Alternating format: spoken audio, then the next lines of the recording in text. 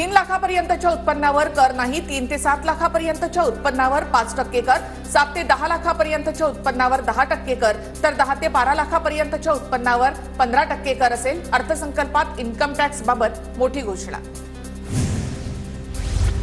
12 ते 15 लाख उत्पन्नावर 20% टॅक्स, तर 15 लाखाहून अधिक उत्पन्नावर 30% टॅक्स. नवीन टॅक्स स्लॅबमध्ये मोठे बदल. एंजल टॅक्स आजपासून बंद. कॅपिटल गेन टॅक्स 20%वरून आता 12.5%वर. विदेशी कंपन्यांसाठी कॉर्पोरेट टॅक्स 40 वरून 35%. इन्कम टॅक्स बाबत ही मोठी घोषणा. कॅन्सरच्या 3 औषधांवरील आयात शुल्क हटवलं. कॅन्सरचे औषध स्वस्त होणार. 3 औषधांवरील कस्टम ड्युटी लागणार नाही. देशामध्ये मोबाईल उत्पादन वाढवण्यासाठी करांमध्ये सूट. मोबाईल फोन, मोबाईल चार्जर याच्या किमती 15%नी कमी होणार. अर्थसंकल्पात सौर ऊर्जा पॅनल, विजेच्या तारा स्वस्त, तर वैद्यकीय विभागात वापरल्या जाणाऱ्या एक्स-रे मशीनही स्वस्त होणार. दैनंदिन वापरामध्ये असणारे चप्पल आणि शूज स्वस्त होणार. चामड्यापासून बनवलेल्या वस्तू स्वस्त होतील. लिथियम आयन बॅटरी स्वस्त होणार. इलेक्ट्रिक वाहनांना फायदा. इलेक्ट्रिक वाहनं आणखी स्वस्त होतील. सोन्या चांदीचे दागिने स्वस्त होतील. सोने, चांदी आणि प्लॅटिनम यावरील कस्टम ड्युटी घटवण्यात आली आहे.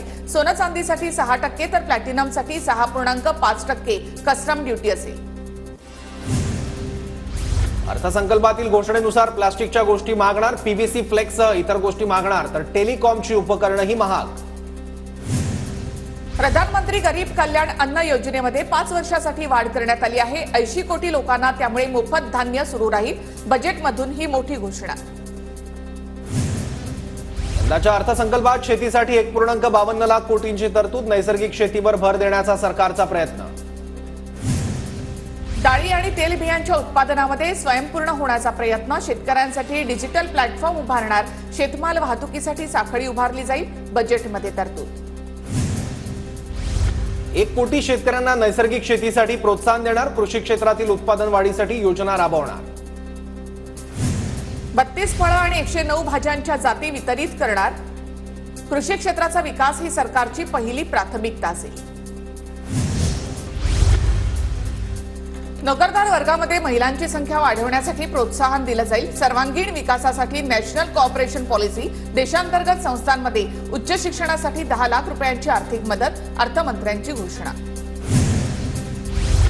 नोकरदार वर्गामध्ये महिलांची संख्या वाढण्यासाठी प्रोत्साहन. नोकरदार महिलांसाठी हॉस्टेल उभारण्यात येणार. अर्थसंकल्पात गरीब महिला, शेतकरी आणि युवकांवर सरकारचं विशेष लक्ष. अर्थसंकल्पामध्ये विद्यार्थ्यांसाठी विशेष सवलत असेल. विद्यार्थ्यांना शैक्षणिक कर्जामध्ये 3% सूट मिळणार आहे. रोजगार आणि कौशल्य विकास प्रशिक्षणाशी संबंधित 5 योजनांसाठी 2 लाख कोटींची तरतूद. देशांतर्गत संस्थांमध्ये उच्च शिक्षणासाठी 10 लाख कर्जावर सरकारकडून मदत देण्यात येईल. युवकांच्या सर्वांगीण विकासासाठी 2 लाख कोटी. रोजगार वाढीसाठी केंद्र सरकार प्रयत्नशील असेल. अर्थमंत्री निर्मला सीतारामन यांची घोषणा. 500 टॉप कंपन्यांमध्ये 1 कोटी तरुणांना इंटर्नशिप देणार. इंटर्नशिप करणाऱ्या तरुणांना मासिक 5,000 रुपये देणार. बजेटमध्ये मोठी घोषणा. देशामध्ये 12 नवे औद्योगिक पार्क बनवणार. National industrial corridor development programme अंतर्गत मंजुरी. निर्मला सीतारामन यांची माहिती. लहान आणि मध्यम उद्योगांवर सरकारचा भर. एमएसएमई क्षेत्राला वाढवण्याचे प्रयत्न. एमएसएमईसाठी क्रेडिट गॅरंटी स्कीम आणणार. रोजगार वाढवण्यावर भर. रोजगार कौशल्य विकासासाठी 5 योजना आणणार. अर्थसंकल्पामध्ये आदिवासी समुदायासाठी प्रधानमंत्री उन्नत ग्राम अभियान योजनेची घोषणा. योजनेमध्ये 63,000 गावांचा समावेश. 5 कोटी आदिवासींना होणार फायदा. कौशल्य विकासासाठी केंद्र सरकारची नवीन योजना जाहीर. राज्य सरकार आणि उद्योग विश्वासोबत ही योजना राबवली जाणार. 5 वर्षांच्या काळात 20 लाख युवकांना कौशल्य विकास प्रशिक्षण दिलं जाणार. सीतारामन यांची घोषणा. शेतकऱ्यांना किसान क्रेडिट कार्ड देण्याची घोषणा. केंद्र सरकारद्वारे 5 राज्यांमध्ये जनसमर्थ आधारित किसान क्रेडिट कार्ड जारी. अर्थमंत्री निर्मला सीतारामन यांची घोषणा. काशी विश्वनाथ कॉरिडॉरसाठी विशेष निधी. अधिकच्या निधीची तरतूद. हिंदू, बौद्ध, जैन धर्मस्थळांचा विकास करण्यात येणार. नालंदा विद्यापीठात टुरिस्ट केंद्र उभारण्यासाठी प्रयत्न. ओडिशामधील धार्मिक स्थळांचा विकास करण्यात येईल. अर्थसंकल्पात केंद्र सरकारचा टेम्पल टुरिझमवर भर असेल. ग्रामीण भागाच्या विकासासाठी 2 लाख कोटींचा निधी. गावांमध्ये पोस्ट बँकेच्या 100 शाखा उभारणार. ग्रामीण भागाच्या विकासावर विशेष भर. बजेटमध्ये बिहारला रस्त्यांसाठी 26,000 कोटींची तरतूद, तर अन्य कामांसाठी बिहारवर निधींचा वर्षाव, तर आंध्र प्रदेशला अतिरिक्त 15,000 कोटींचा निधी दिला जाणार.